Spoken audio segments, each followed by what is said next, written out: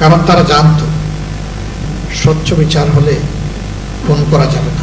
হ্যাঁ, আমাদের নেতৃবৃন্দ চলে গেছে, সেই নেতৃবৃন্দকে হয়তো এই দুনিয়ায় আমরা পাবো না। আল্লামা দিলওয়ার হোসেন সাঈদী, তিনি শুধু জামাতে ইসলামীর সম্পদ ছিলেন, তিনি শুধু বাংলাদেশের মানুষের সম্পদ ছিলেন, তিনি ছিলেন বিশ্বের বিশ্বাসী মানুষের সম্পদ। আমাদের সম্মানিত ভাই এবং নেতা, আজকে যার রায় হলো, তার একটা মেয়ে ছাড়া দেশে আর কেউ নেই। ছেলেটাও দেশ থেকে চলে যেতে বাধ্য হয়েছে। মাঝখানে একবার হিম্মত করে এসেছিল, ভয়ঙ্কর চাপ তার উপর তৈরি হওয়ার কারণে আমরাই বলেছি, বাবা তুই চলে যা। স্কাইপ কেলেঙ্কারির ঘটনা গোটা বিশ্বে নিন্দিত হয়েছে, তিরস্কৃত হয়েছে। গোটা বিচার প্রক্রিয়ার সময় দুইটা টর্চার সেল গড়ে তোলা হয়েছিল। একটার নাম দেওয়া ছিল সেফ হোম, আর একটার নাম দেওয়া হয়েছিল সেফ হাউস।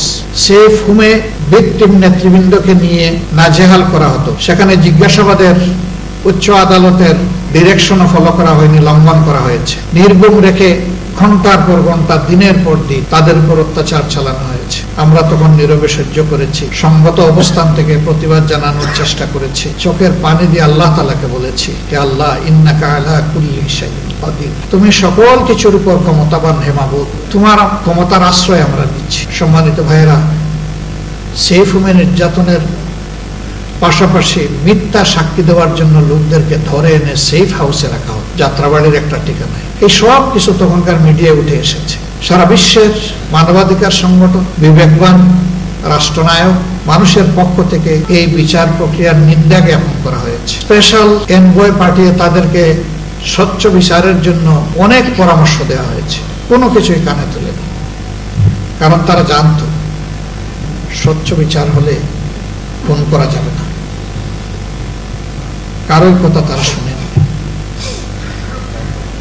হ্যাঁ, আমাদের নেতৃবৃন্দ চলে গেছে, সেই নেতৃবৃন্দকে হয়তো এই দুনিয়ায় আমরা পাবো না। আল্লাহ তাআলার দরবারে দোয়া করি, আদালতে আখিরাতে একই সাথে যেন আমাদের হাসর হয়।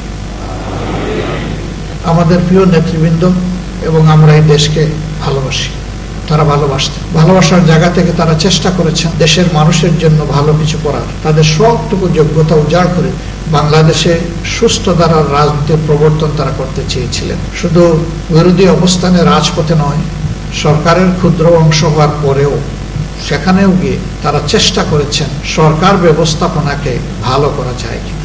দুইজন মন্ত্রীর 3টা মন্ত্রণালয়, আপনারা এই সাক্ষী, এই বান্দাদেরকে বিশেষভাবে সাহায্য করেছিলেন। তারা সততা এবং স্মার্টনেসের সাথে পুরা সময় জুড়ে তারা তাদের দায়িত্ব পালন করে এক বিরল প্রমাণ বাংলাদেশের জনগণের জন্য রেখে গেছে। সততার নজিরবিহীন উদাহরণ তারা রেখে গেছে। আমরা আশা করি তাদের এই অবদান জাতিকে অনুপ্রাণিত করবে।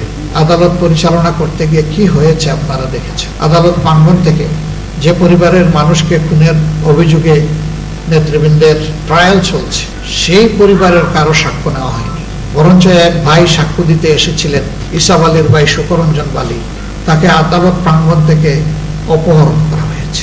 সরকারি বাহিনী অপহরণ করেছে, নির্যাতন করে ভারতের মাটিতে নিয়ে ফেলে এসেছে। জেল কেটে কষ্ট করে দীর্ঘদিন পর তিনি ফিরে এসেছেন।